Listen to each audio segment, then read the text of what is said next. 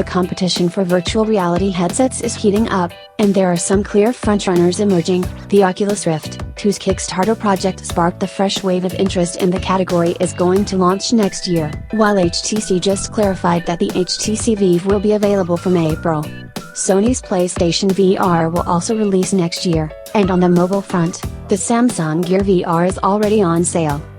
One problem that is shared across all the different gadgets in this space is that they're all going to be pretty expensive. The Gear VR is the cheapest, at $99, approximately Rs. 6,600, but it only works with certain high-end Samsung phones, which, coupled with the limited exposure to VR, means that the technology will remain a niche for some time, particularly in countries like India.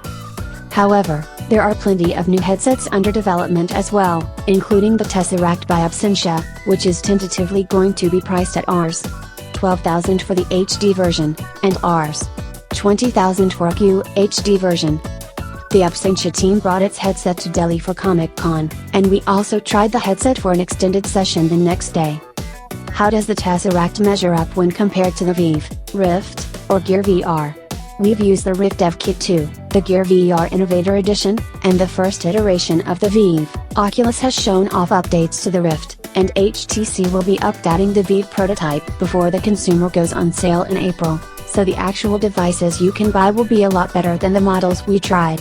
However, that's the case with the Tesseract as well, and the team talked to us about some major changes that are expected in the next 6 months. With that in mind, here are our first impressions of the headset. First and foremost, the display used is impressive. The QHD screen is crisp and sharp, and the simple lens adjustment made it easier to use this headset while wearing glasses than the other two. There is no screen door effect to speak of. When the image is holding still, you would still need to peer carefully to be able to tell. In terms of design, the unit felt closer to the Gear VR Innovator Edition than the other two. It was light, and once we were strapped in, the weight wasn't noticeable. This display can be worn comfortably for long periods without any real issues. It uses the standard strap arrangement that the other headsets use, and is connected to your computer with an HDMI and a USB cable.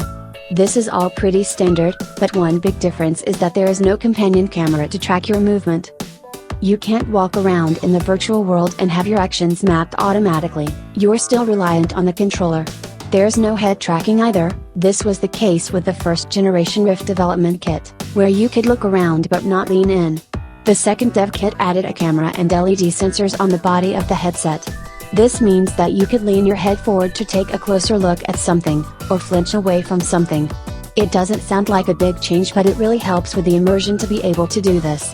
That makes sense when you think about it. The ability to look around gives you 2D motion, allowing you to move in and out of the scene as well. Goes from 2D to 3D. The Absentia team says that there is a second inertial motion unit on the headset, which should allow this kind of tracking, but this is still a work in progress. The team tells Gadgets 360 that it will be implementing this feature by early 2016. Adding support for head tracking, and not just point of view tracking, will go a long way towards improving the immersion with the headset. According to the team, it uses a 5.5-inch QHD LCD display, giving a pixel density of 463p. Absentia also says that the FOV of the screen is 110 degrees, with a refresh rate of 90 Hz. While we could not measure these figures, visually speaking, once the lenses were adjusted to account for the distance from each eye, there were no problems at all. The screen did not flicker, and filled up our entire vision. Once we were wearing headphones, we weren't looking at a screen, we were inside GTA 5. Another feature that will be implemented early next year is compatibility with game consoles, starting with the PlayStation 4. The PS4 supports head controls, and the Absentia team believes that this method can be used to integrate your point of view tracking with the PS4, so that the Tesseract can be used with the console, along with PCs. The lack of cameras to track your movement feels like a major shortfall right now.